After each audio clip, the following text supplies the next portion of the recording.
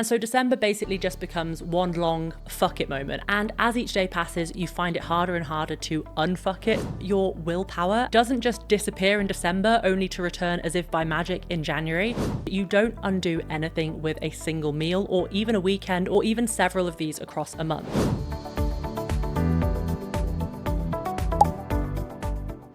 Welcome to the Unfiltered Athlete, the show where we get real and honest about training, nutrition, performance, and mindset.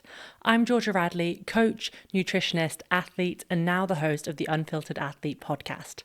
I'm here to help you fuel smarter, train harder, and actually enjoy the process.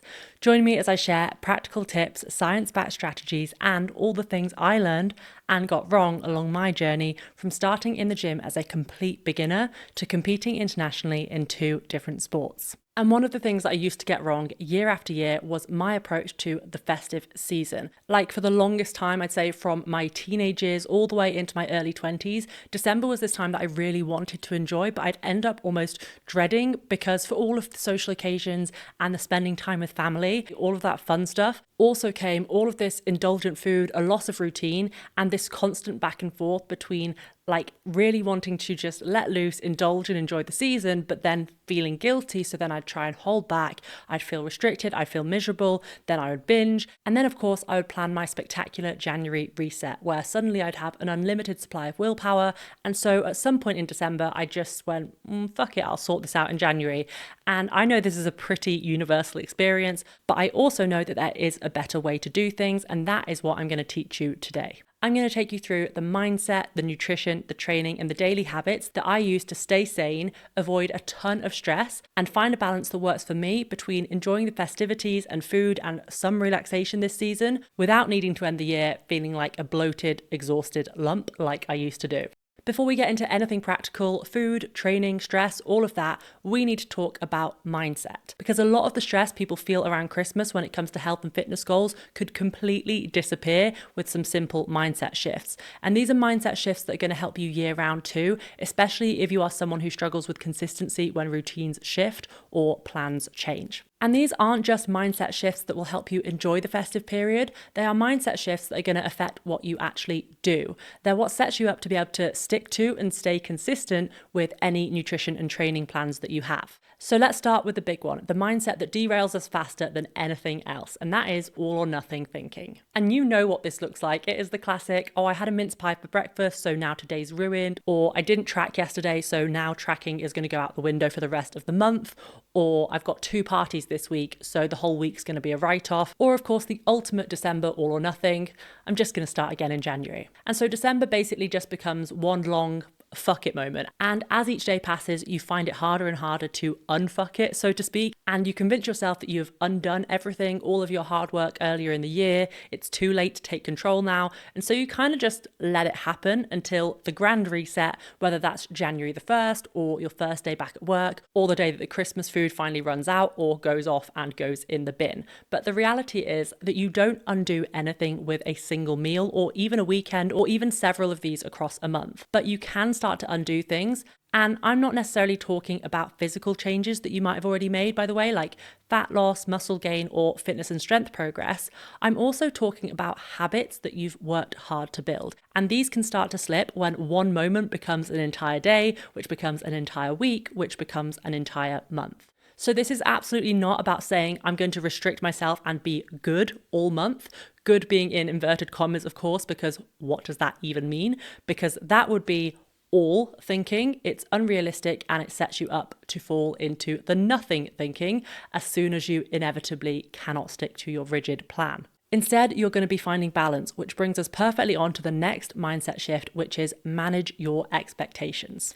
Okay, so we are not writing December off as a no progress month, but we need to be real about the type of progress that you might expect to make and also what sort of plans you might realistically be able to stick to. And these 2 things, of course, go hand in hand because what you do and do consistently is going to dictate your progress. So this isn't a month where you want to be setting goals to hit every macro target, complete every training session as planned or as normal, or make major body composition changes. It is a month though when for most people things are busier, they're messier, they are less predictable. And so instead of fighting against that and trying to make your routine fit, a bit like trying to fit a square peg into a round hole, you want to work with the reality in front of you and make the best of what you have got to work with. So instead of saying, I need to stay 100% on track, you're shifting towards, I want to keep up with my nutrition and training enough to feel good and to be able to enjoy the month without feeling restricted or miserable or even out of control. And to figure out what that enough looks like for you,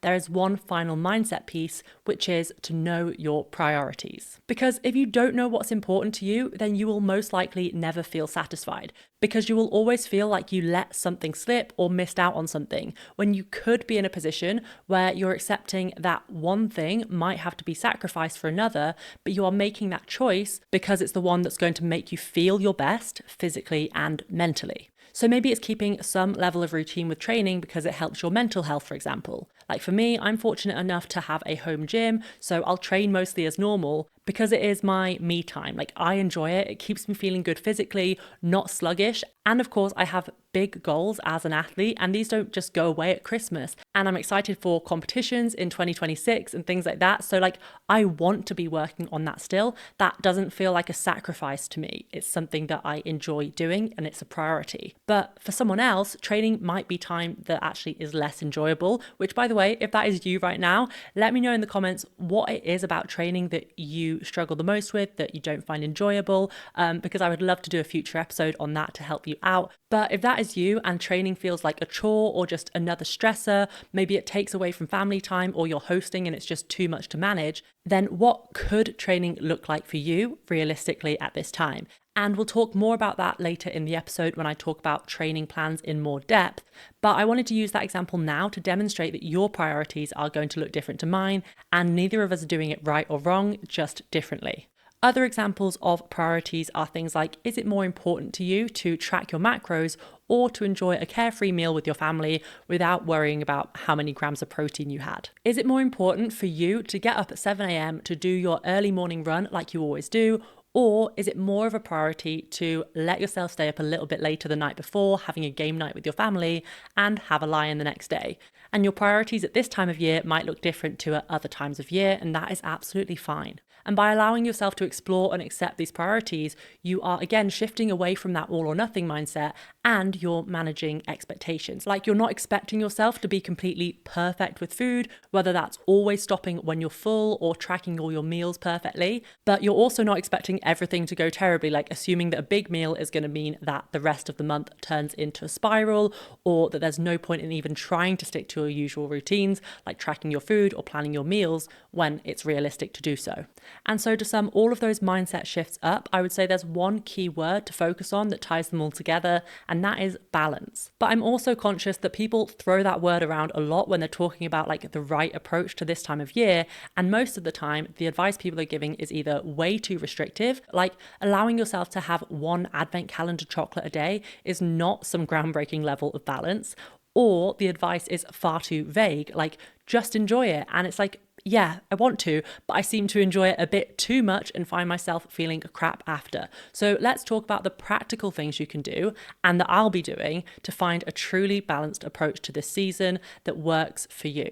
Let's start by talking about food, because this is where things tend to unravel the most for people, especially for people who, like me, actually really enjoy training. Like it's something that I want to do, but also really enjoy food. And training is, one part of your day, which makes it that little bit easier to plan for and to compartmentalize, which we'll come on to next. But nutrition is something that has the potential to be derailed for many of, if not all, of your waking hours, which is why a lot of people, myself included, find it harder to manage. And this is the case year round, but it's amplified over the holidays, whether it's because you've got more social events or parties or meals out, or whether you've got more food in the house, like Christmas chocolates and leftovers. And I know there's loads of picky bits in my house, which I'm so excited for. And it's never that one individual food is like inherently bad or needs avoiding, but it tends to be the quantity and the frequency of this food being available that can make things spiral fast at this time of year. But there is one thing that I think helps the most, and this is the thing that can take you from feeling like you spent most of the month eating beige junk food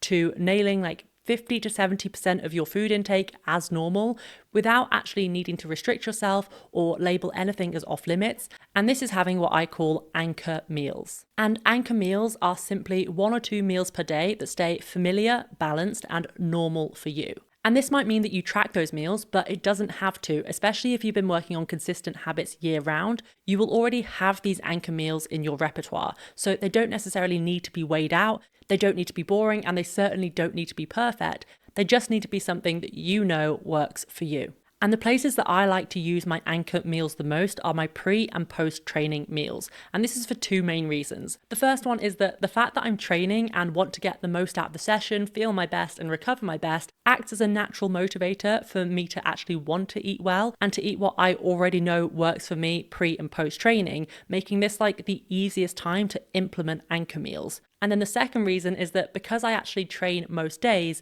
then my anchor meals are almost automatically covered most of the time. So then without much thought, I've nailed 50% of my day's nutrition on most days. Another ideal place to implement your anchor meal is your breakfast, because for most people, breakfast is something that's quite repetitive anyway. So sticking with the same thing day in, day out, or a couple of different options day in, day out, isn't usually much change from what you're doing anyway. And if you can make that breakfast choice a nutritious, balanced one, then again, you have nailed 1 meal per day, no matter what else happens. And then if you can add lunch to that, like maybe you have a go-to meal, or you have a few different choices on rotation that you can swap in and out that are balanced and nutritious, then you are onto a winner. You've got 2 out of a standard 3 meals a day, absolutely nailed. And if you've been following along with my other episodes so far, you'll know that I love leaning on convenience. So another way to make anchor meals even more practical and realistic to keep up with, even as things get hectic, is actually just keeping some pre-prepped meals ready. So until recently, I would always do a huge batch cooking session and freeze meals, but with work and training being super hectic lately, I've been relying more on supermarket ready meals. But this does not mean like any old microwave meal. I personally have been loving the ones in Lidl that are high protein and packed with veg and other bits like lentils that I wouldn't usually even bother adding to the meals that I'm cooking. And they're cheap, and you know they're fresh because their shelf life is short, their ingredient list is short, and they're not packed with preservatives. And then there are loads of meal prep companies available too, and you can usually get a deal on your first order. So you could do that just to cover you for the month. And really, it's about looking for ways to make things easier and simpler, not adding complexity or stress. And ultimately, anchor meals are not about controlling every single detail, but they are about sort of containing or reducing the chaos and avoiding the all or nothing mindset. So if you know you've got like a big party later with buffet food, it's not fuck it, nothing matters, but it's also not like panic and starve myself all day. It's okay, breakfast and lunch are my normal meals and dinner is whatever happens. And that can just take so much stress and guilt away, and also set you up for the following day, being less likely to be in that mindset that like I've messed up now, there's no point, because you didn't mess up, you just stuck with a plan that was balanced and realistic. And this ties in very well with the next strategy that I recommend, which is to intentionally choose your moments.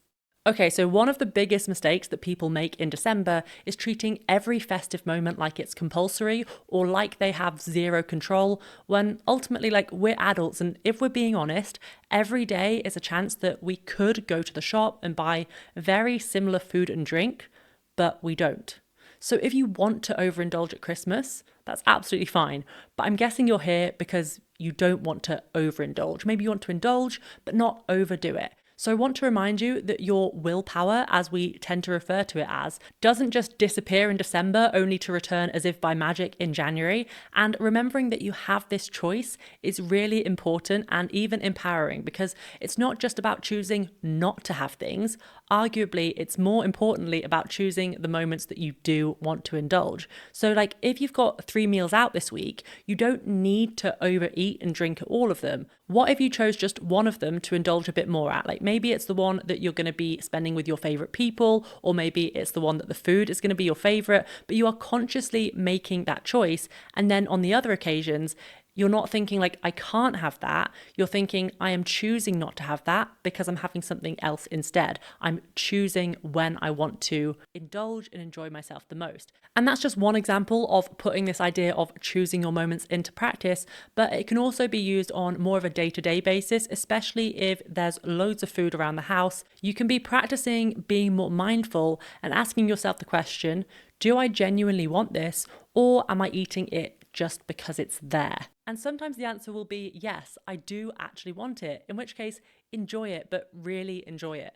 Don't scoff it down frantically, feeling guilty, saying like, I shouldn't be eating this, because when you do this, you're far more likely to just want more, even like a few moments later, because it's like you've had it, but you didn't allow yourself to actually consciously enjoy it. And then, of course, sometimes the answer will actually be no. You don't really want one of the Quality Street chocolates sitting in the office kitchen. You're a Cadbury girly like me, but you're just grabbing it because you're bored or craving something sweet. But if you eat it and then don't enjoy it, you're still going to be craving something sweet that you actually like, right? And so choosing your moments also allows you to actually enjoy the festive treats, not kind of like get to the end of December feeling like it was all an out of control blur. And you're not going to be perfect with this, and you don't need to be, and I'm certainly not, but every time you notice yourself being more mindful, more intentional, no matter the outcome, like even if you do have the quality street that you didn't really want, I want you to consciously acknowledge it and give yourself a little congratulations, because that is actually surprisingly tough, just to stop and think and be more mindful about our choices. And it's the first step, even if the outcome wasn't exactly what you wanted it to be. And it's actually the perfect example of the type of progress measures that you can be focusing on and celebrating in December, rather than getting hung up on things that aren't going to plan. And now the third and final strategy for nutrition that I want to give you, and this one is optional, but it is really, really helpful if you like having a bit more structure without feeling boxed in, and this is the calorie buffer strategy. Now, before I explain this, I want to make one thing really, really clear. A calorie buffer is not the same as restricting all day so that you can earn your food. It is not starving yourself until dinner, and it is definitely not the pre-Christmas version of like, I'll be good all day so that I can binge later. That is the exact binge restrict cycle that we are trying to get out of, not deepen. So a calorie buffer, the way I'm teaching you to use it, is simply gently reducing your intake by around 50 to 100 calories a day for about 5 to 7 days before a specific event. Not 300 calories, not 500 calories, not skipping meals or fasting. It's just a really small nudge. Often such a small nudge that you're not even really going to notice it, but it is just enough to create a bit more room for a meal where you know that you really want some more flexibility. And the calorie shifts that you're making to create this buffer should be small enough that you're not feeling like your hunger, your energy, or your mood are being impacted. Because if you take this strategy too far, you are just restricting and underfueling. So you'll feel rubbish physically, but you'll also go into the event or the meal feeling deprived psychologically. And this is the point at which you're perfectly primed to binge, as opposed to going into the meal or event feeling prepared, relaxed, and confident, eating and drinking maybe a little bit more than you typically would or technically need, but overall, you've had a balanced, enjoyable week. So a calorie buffer is not you saving up for an event, and you're certainly not trying to compensate by over-exercising before or after either. These are unhealthy strategies physically and mentally. But if you have an overall healthy relationship with tracking your food, and you're maybe in a position where you want to keep as much routine as possible for at least most of the month, and it's realistic for you to do so, then this could just be a simple strategy to use when, for example, you have a work meal one evening and don't want it to impact your week as much as it otherwise might, especially when you would maybe prefer to relax a bit more around Christmas itself. Again, going back to choosing your moments intentionally. And by the way, I absolutely will not be doing this in late December. This is where the anchor meals and choosing my moments will be what I rely on. Like, MyFitnessPal is not seeing a glimpse of my Christmas dinner. And on that note, I want to stress that this one is very much optional. And if you're the type of person for whom that type of precision and level of adjustments triggers like obsessive thoughts or old unhealthy dieting patterns, please skip it. You don't need to use it to have a balanced festive period. But if you like routine and you like keeping things consistent and it feels good for you, this is a tool that you can pull out if it's going to be helpful for you. So they are your festive nutrition strategies. You've got your anchor meals giving you stability. You're being mindful and choosing your moments so that you can maximize real enjoyment. And you're potentially using the calorie buffer strategy to add flexibility without extreme restriction or compensation. And together, these strategies are going to help you ride out the chaos, feel fueled and healthy, and stay out of that binge restrict cycle or the fuck it, I'll start over in January trap.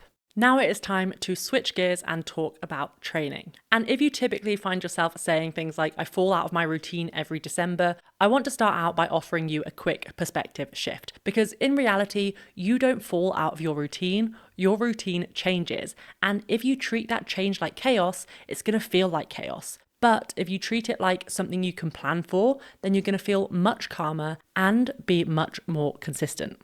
And so the first thing that you're going to do to help you do this is to look at your actual schedule. Not your ideal one, because that is probably not going to happen. And if you expect it to, remember those expectations we talked about at the start, then you're going to feel like you failed no matter how well you're doing or how hard you're trying. So instead of expecting to hit every session as planned or train at your usual level or your usual volume, I want you to look at your calendar, like literally sit down and take half an hour to plan. It will pay off time-wise. And you're going to ask yourself, what realistically fits around the things that I need to do this month and also the things that I want to do, which is, of course, why knowing your priorities, like I spoke about earlier, is so important, because there is a huge difference between skipping sessions because you can't be bothered in the moment. Like that feeling of not wanting to train can hit at any time of year, versus skipping sessions because you're spending time with people you love, traveling, hosting, or doing things that are at this moment in time more important to you. Like you can make that choice and you can feel good about it and not need to feel guilty or lazy. So how might this look in practical terms? Well, it could be a case of reducing frequency. So 5 sessions per week becomes 3 to 4 sessions per week. Or it could be that you reduce duration. So a 90-minute session becomes a 60-minute session. Or you might switch up what you're actually doing to make your training sessions shorter. Like if you usually go to the gym on your own and you take your time warming up and all of that, then you might hop in on just a 60-minute CrossFit class. And that way you can manage your time and your schedule much more easily. And when you're doing this, you're planning your training schedule and what you can fit into your calendar. I want you to be thinking about the following 3 things. Number 1, what is the minimum amount of training that I need to make me feel good? Not the amount that you think you need to do, not thinking about burning off or earning Christmas calories, because that is not why you're training at this time of year. I want the training that you do to be because you actually want to do it, because it supports your mental health, your energy, it keeps you feeling grounded and less chaotic. Especially if you find all of the events quite stressful, training can feel like the eye of the storm, like this one place that you actually feel calm and like yourself, right? So think about what feels like a good minimum amount for you, and then figure out how and where you can fit that in. The second thing I want you to think about is what elements of training do you most want to stay consistent with? And this might be as simple as choosing to focus on just your favorite parts of training because they help you feel your best, you feel happiest doing them, or it might be that you take a more performance-first approach and you make sure you get your most important like compound lifts or Olympic lifts in, and you trim down some of your accessory lifts or extras. Or it could be something like you've been working really, really hard all year on your running and you don't want to feel like you've gone backwards by taking a big break from that. So you pick the sessions that are going to give you the most bang for your buck to prioritize. But the key is that if you can't get all of your usual training in, which is absolutely normal and fine, plan for what you are going to prioritize, and that way you will feel much more accomplished and excited about the training that you are getting done. And then the third thing is, what opportunities are there for switching things up, getting movement in outside of structured sessions? Again, not to burn off Christmas calories, but because it's enjoyable, it makes you feel good, and it might be something that you do to spend time with friends and family. Like my siblings went for a run last Christmas morning because my sister is honestly like a dog when you get its lead out. She gets so excited she will never say no to a run. And my brother joined in. I didn't because I don't think my knees could handle it. And that wasn't her like sticking to some sort of marathon or race plan. It was just because she wanted to get moving because it felt good. Obviously, it doesn't have to be as intense as a Christmas morning run. Maybe it is a Christmas or Boxing Day family walk. Maybe it's trying out some yoga to help you unwind. There might be opportunities for fun winter activities like sledging or ice skating that you wouldn't usually get the chance to do. Or maybe it's like a 20-minute workout video you follow on YouTube because you just really feel like getting your heart rate up and getting a sweat on. Maybe it's some handstand practice in your living room because you want 2026 to be the year that you nail your handstand walks. Like, there is no right or wrong, and you don't need to be tracking it or doing something every day or trying to match your usual activity levels. It's all about that first consideration that I wanted you to make when you're thinking about your training plan, and that is what helps you feel your best physically and mentally. And on that note, the last thing that I want to talk about, and honestly, one of the most overlooked parts of feeling good over Christmas, is everything else around food and training.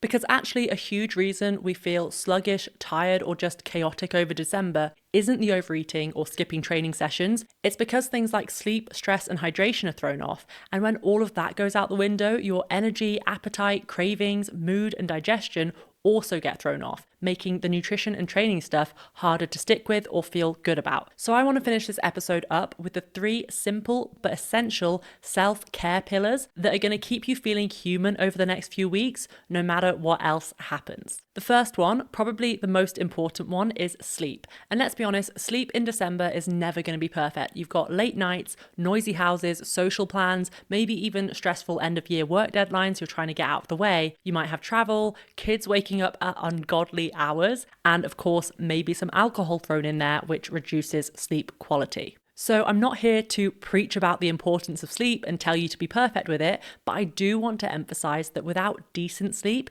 you can have the best of intentions with your nutrition and training, but it just won't happen if you're completely dysregulated. So your goal here, a bit like with your anchor meals for nutrition and planning a realistic training schedule, is to keep things better than absolute chaos. Specifically, I recommend trying to keep a pretty consistent wake time on most days to protect your circadian rhythms, your internal body clock, and keeping a consistent bedtime on any days that you don't have something specific preventing it. Like, just because you had a late night after one Christmas party doesn't mean that your bedtime has to shift till after midnight for the rest of the month. And then it's also things like maintaining wind down routines, like put your phone down early, put it on charge on the other side of the room so you're not scrolling in bed, and take 10 to 20 minutes to read or stretch or journal, or just sit and enjoy a cup of tea or hot chocolate. Anything that you can keep consistent with your sleep routine, even if the timings get thrown off, are going to signal to your body that it is time to sleep. And also, especially if you've got a lot on at this time of year, this can be really important you time that helps you just decompress and stay sane, which brings me on to the second self-care pillar, managing stress and social overload. Whether it's work stress or you've got loads of events and no time to just do normal life and get the basics like your washing done, or you find the level of socializing stressful or even anxiety inducing, most of us experience some sort of ramping up of stress at this time of year, even if we're overall enjoying things. But if we don't manage that stress, it can not only make this a potentially miserable time of year, it can also make sleep worse and trigger things like binge eating and excessive alcohol consumption if we don't have more helpful coping methods. So, in addition to protecting your sleep and incorporating a protected bedtime routine, which will both help you reduce overall stress and better manage any stress that is present, another thing I want you to start doing is checking in with yourself more often. Asking questions like, do I need a few minutes to myself before I do anything else? Am I saying yes because I want to or because I feel bad saying no? And even things like, what challenges can I anticipate? Not in a negative way, like hopefully the vast majority of your social interactions aren't going to be challenging and stressful. But if you do have that relative who needs to comment on your weight or appearance or what you're eating or even what you're doing with your life, like you might not be able to control that, but you can control how you respond. And that might mean venting, it might mean stepping away, taking a 5-minute walk, going to the bathroom just to breathe and not feeling guilty for it. And for me, a huge help is always training because it's protected me time where I can focus on my body, my energy, and my goals and almost be in this little bubble, even if there is chaos and stress going on outside of the gym. So that is stress. It's obviously a much broader, bigger topic, but even having just 1 or 2 practical strategies can help you feel much more in control and regulated. And now the final self-care pillar, and that is hydration. And I could have included this with nutrition, but I wanted to talk about it separately because honestly, you could eat nothing but beige party food, but still look after your hydration pretty easily and feel so much better as a result. So if you don't eat your anchor meals, if you skip your planned training sessions, if you drink one too many or maybe a few more, staying hydrated is something that is still completely in your control. You don't have to skip anything or cut out anything. You just need to grab a glass of water or squash or a cup of tea and drink it. And it might sound trivial and boring, but dehydration is going to make you feel more tired. It can affect your hunger cues. And if you have a big, heavy meal, it's one of the best things you can do to ease digestion and reduce any discomfort. And of course, if you're drinking alcohol, intersperse those drinks with some non-alcoholic options and make sure you have a good drink of water before bed because you're going to feel so much better the next day as a result. And then also much more likely to be able to carry on as normal with things like your anchor meals, your training sessions, and of course, enjoying festive activities without suffering with a splitting headache. We've covered a lot today, so let's take a moment to tie it all together before you check out fully for Christmas. Now, the big theme of this episode is that December doesn't have to be this weird write-off month where you accept defeat the second you miss a workout or have a big meal, and it also doesn't need to be a month where you stick to a perfect routine. With the right mindset, nutrition, training, and lifestyle strategies, you've now got the option to find a middle ground. You're managing your expectations and priorities, you're planning your nutrition and training in a way that's actually realistic, and you're protecting your sleep, stress, and hydration levels so that even if everything else goes out the window, you do still have some healthy habits keeping you grounded and feeling somewhat human. And of course, the glue that holds all of this together, the thing that is actually going to determine whether this episode helps you or just becomes sort of a nice theory, is self-compassion. I want to remind you that you will have messy days. You will overeat at some point. You will skip a session that you planned. You will have a late night that wrecks your sleep. And you might even have several days in a row where none of your good intentions happen. And this is going to happen to me too, by the way. And what we're not going to do is spiral or beat ourselves up or panic and try and compensate by doing like a shitload of cardio or starving ourselves the next day. We're going to breathe. We're going to go back to an anchor meal, drink a glass of water, take a walk, and show up for whatever our next planned training session is. Just make one decision that feels like looking after yourself. And finally, you are going to let yourself have fun and relax without that meaning that you need to do some huge reset in January. If you found this episode helpful, let me know in the comments what are your biggest struggles in December and which of these strategies are you going to be trying out. And don't forget to hit subscribe too so that you don't miss out on any of my upcoming videos that are going to help you hit the ground running next year. Speaking of which, if you've not seen the progress that you wanted to in 2025, if you felt stuck or like you've been putting the work in but the results just didn't come through, I've got a completely free tool for you. It's called the Train Assessment. It's my free 2-minute quiz that scores you across 5 key areas that you need to be nailing to get those results. And it gives you a personalized report so you can see exactly where your biggest gaps are and what to focus on first. Again, that's the Train Assessment. It's completely free and the link is in the description.